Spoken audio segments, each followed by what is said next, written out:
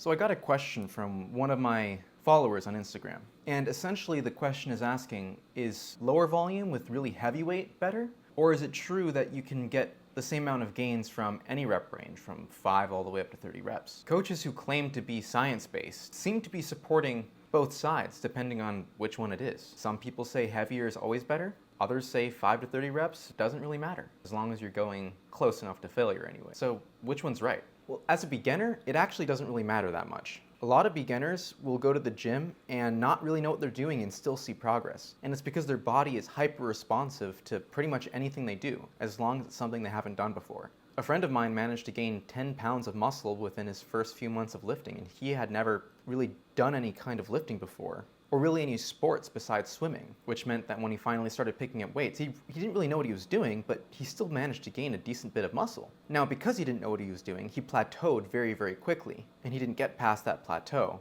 because he didn't pick up a program or anything. And once he stopped seeing results, he stopped going to the gym, which means he eventually lost those gains. But if you keep with it, you can make progress doing pretty much anything, and you don't have to go nearly as close to failure as science says you should, at least not at the beginning. Will you get more gains if you do more reps? If you go harder and closer to failure? Maybe. But these things begin to matter once you're out of that beginner stage and closer to the intermediate phase. And this is where we run into something called the principle of individual differences, which is a fancy term for saying people are different, and different things work for different people. Circumstances also play a huge role. I mean, some people thrive on lower volume and really high intensity because they can recover from that volume really well. But higher amounts of volume is really hard for them to recover from. Other people are much better at recovery, and so they're able to do more sets and they're able to recover effectively from more volume. For me personally, I can get really sore from just a few sets because I'm going all out on those few sets. And it'll often take me a while to recover as well. Other people,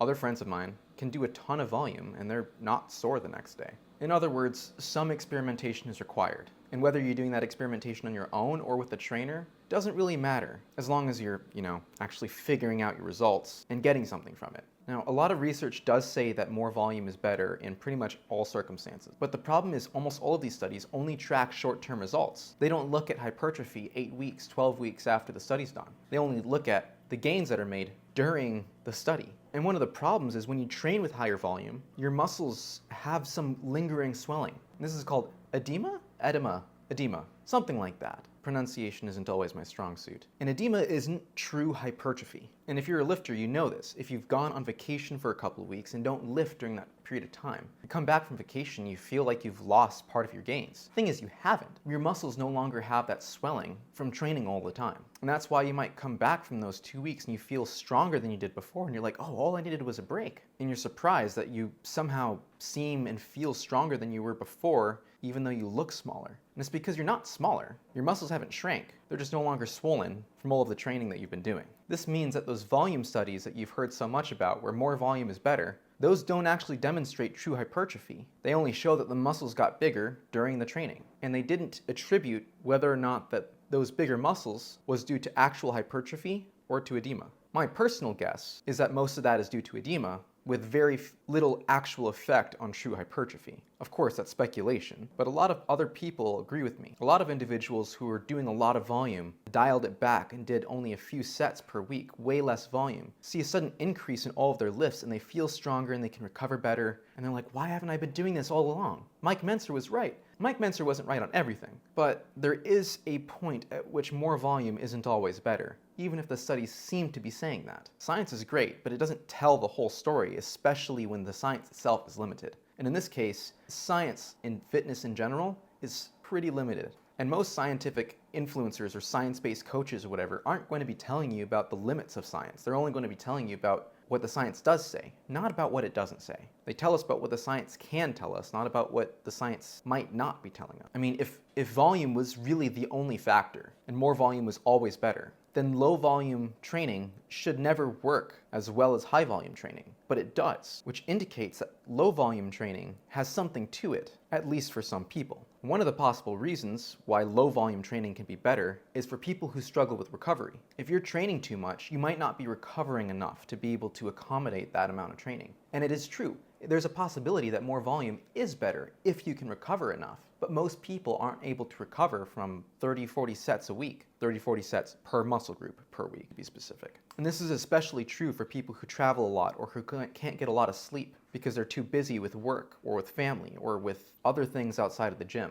Now, as for whether higher reps are better than lower reps, while both might produce the same amount of stimulus to the muscle to create a hypertrophic effect to make the muscles bigger, in general, the more reps you do, the more work you're doing overall. And the more work that you do overall, the more fatigue that you accumulate overall. This means that if I can squat 225 for only 5 reps, but I can squat 135 for 20 reps, 5 times 225 is a lot less than 20 times 135. You're just doing more work when you're lifting 135 pounds for 20 reps compared to 225 pounds for 5 reps. But if both are taking close to failure, then both should generate about the same hypertrophic stimulus. But if both generate the same hypertrophic stimulus, then what's the catch? The catch is the more reps you do, the more fatigue that you accumulate. And so in general, a lot of science-based coaches, people like TNF for example, are going to tell you that lower reps is almost always better because you just accumulate less fatigue the heavier that you go. Even if it feels harder, you're actually going to be able to recover better from heavier weights. As a general rule, for some people lifting heavy is scary or their joints can't really handle it. And while there is something to be said about doing a longer warm-up or doing a better warm-up, that might not always be feasible. In which case you would want to do higher reps perhaps in order to, get away from the training too heavy and hurting yourself, fear-mongering that. Anyways, my point is, high volume training and low volume training both work. If you're a beginner, pretty much anything is going to work. And if you're intermediate or advanced, then you just need experimentation to figure out which one works better for you, which one feels better for you, what can you recover from more easily, which one provides better progress for you. And there is some experimentation that needs to be done to figure out where you are when it comes to that. There is no single right answer. You have to go in there and train and figure it out for yourself. And if you do that, you should experiment with one style for at least 8 weeks before you switch to something else. Because anything less than 8 weeks, you're not going to be able to see whether or not that training style not only works, but if you can keep on doing it. Anyone can do a ton of volume for a week, but not everyone can do a ton of volume for 8 weeks straight. So, ultimately, the best training program is the one that you can actually recover from and maintain and keep up with doing for months and years on end.